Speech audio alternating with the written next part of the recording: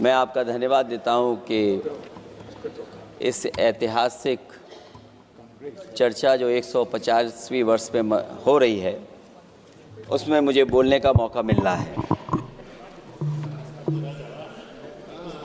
वंदे मातरम के आज हम 150वें वर्ष के बाद दोबारा हम लोग इस सदन में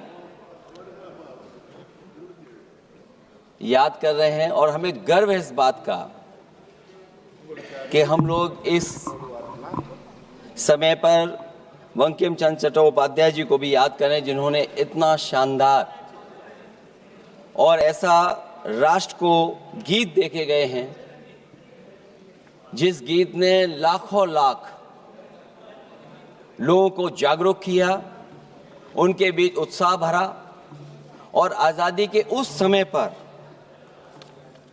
जिस समय अंग्रेजों के खिलाफ लड़ाई लड़ी जा रही थी, वंदे मातरम हमें ऊर्जा देता था, हमें ताकत देता था, हमें एकजुट कर करके अंग्रेजों के खिलाफ लड़ने का एक माध्यम बनाता था। वो वंदे मातरम के गाने पर आज जब 150 वर्ष हो रहे हैं मुझे बोलने का मौका मिला, इसके लिए मैं आपका बहुत बहुत आभार और धन्यवाद देता हूं। ये वंदे मातरम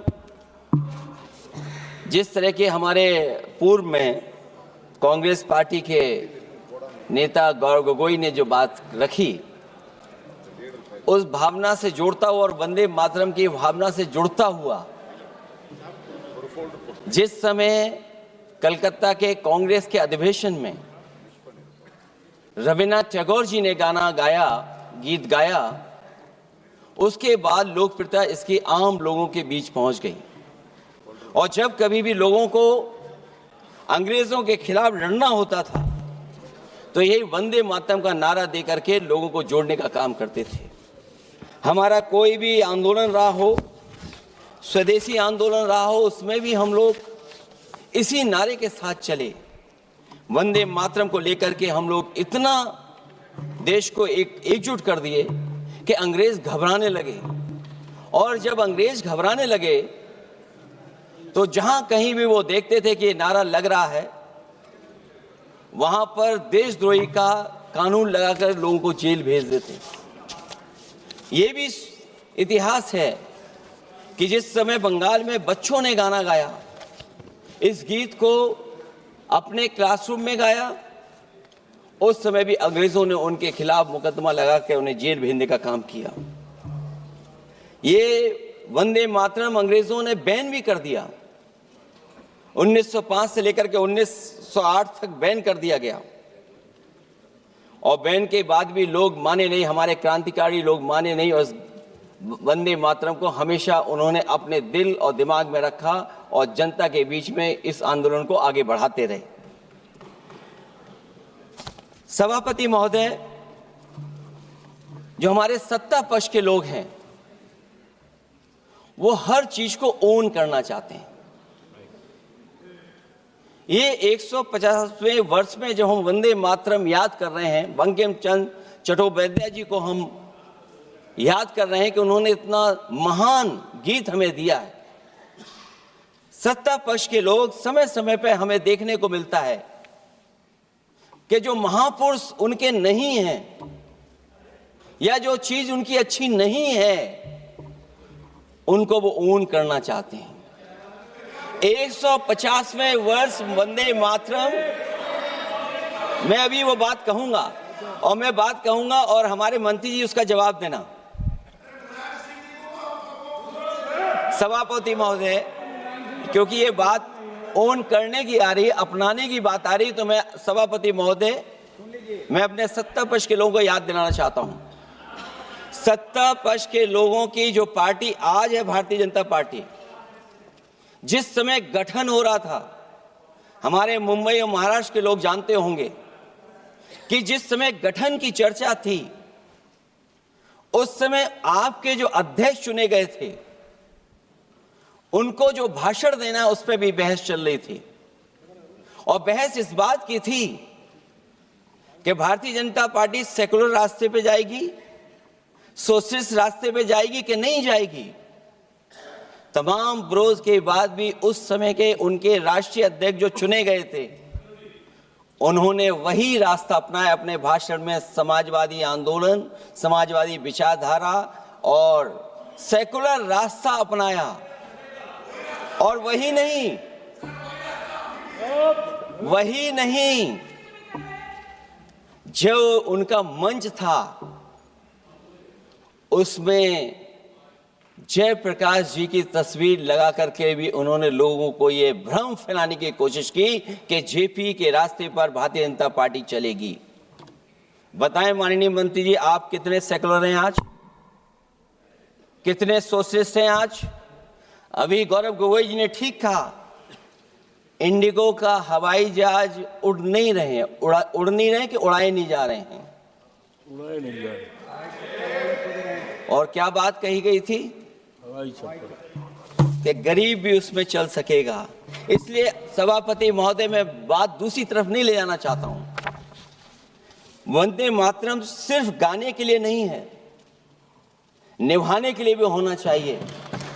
सभापति महोदय, आज हम आकलन करें, पीछे मुड़ करके देखें कि हम इस वंदे मातरम को कितना निभा रहे हैं।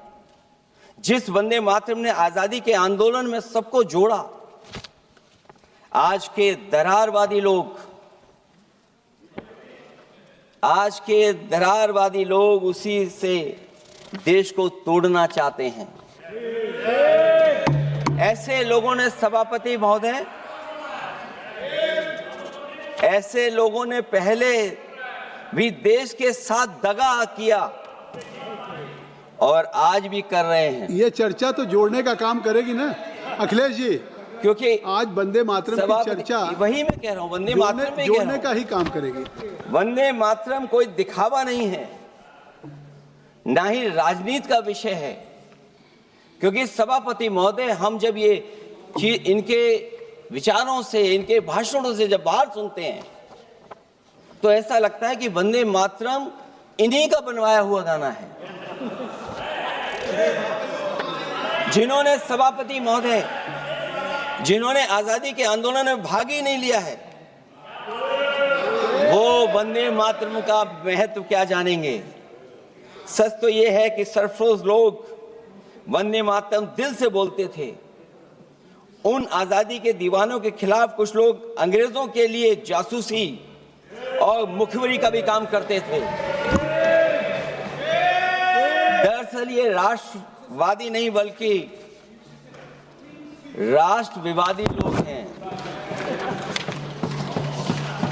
जहां विवाद करना हो, कभी अंग्रेज विवाद कर करके, डिवाइड कर करके, डिवीजन कर करके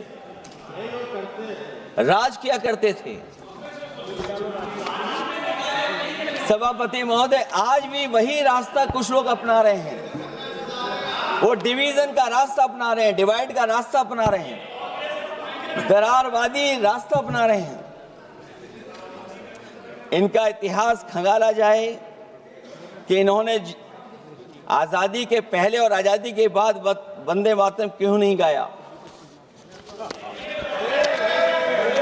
ये सभापति महोदय, आज जब हम वंदे मातरम पे इतनी चर्चा कर रहे हैं, जिस भाव से हम लोग यहाँ बैठे हैं, कम से कम ये भी खंगाला जाए इतिहास में कि वंदे मातरम कुछ लोगों ने कब गाया।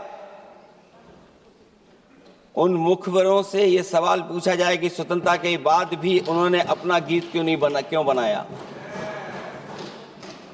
उनकी एक रंगी सोच ने तिरंगा क्यों नहीं फहराया। वंदे मातरम सियासत के झूठे राष्ट्रवादियों के लिए नहीं है, गलत लोगों की गलत मंशा पूरा देश समझता है। और केवल यही नहीं ओन करते हैं, कभी कभी भारत माता का जो चित्र है, जो पेंटिंग कभी बंगाल के महान लोगों ने बनाई थी,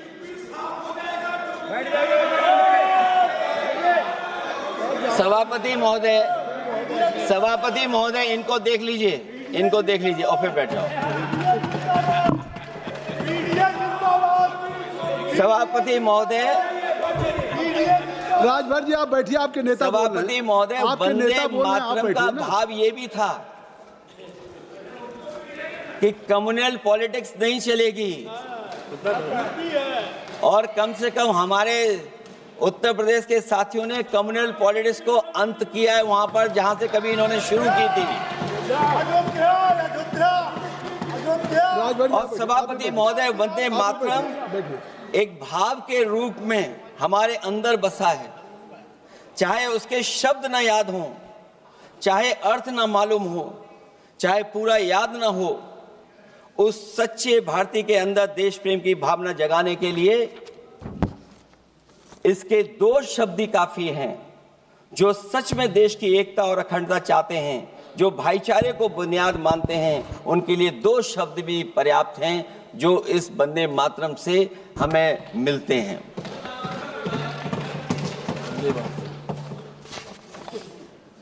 दूसरा किस्सा सुना दो अध्यक्ष महोदय। सभापति महोदय, इनका इतिहास खंगाल लीजिए, पूरा निकाल लीजिए। चुनावी सभाओं में कभी बाबा साहब भीमराव अंबेडकर जी की तस्वीर ये लोग नहीं लगाते थे। ये बात अगर सही हो तो बता दो। और ये तस्वीर कब लगाना शुरू किए? इनका एक सहयोगी साथी संगठन, जिस समय समाजवादी पार्टी और बहुजन समाज पार्टी ने मिलकर के इन्हें उत्तर प्रदेश में हरा दिया था, उसी दिन के बाद से बाबा साहब भीमराव अंबेडकर की प्रतिमा और तस्वीर लगाने लगे।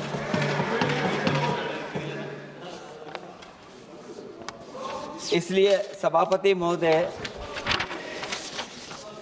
ये वंदे मातरम केवल गीत नहीं है, गीत के साथ साथ आज हमें ऊर्जा भी देता है।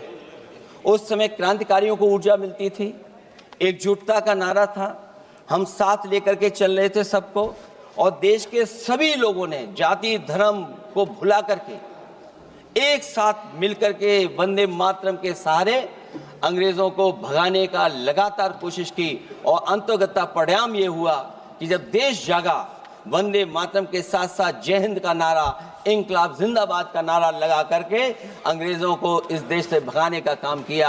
आज सभापति महोदय, जब हम चर्चा कर रहे हैं, हम कैसा देश बनाना चाहते थे और किस दिशा में हम लोग देश को ले जा रहे हैं।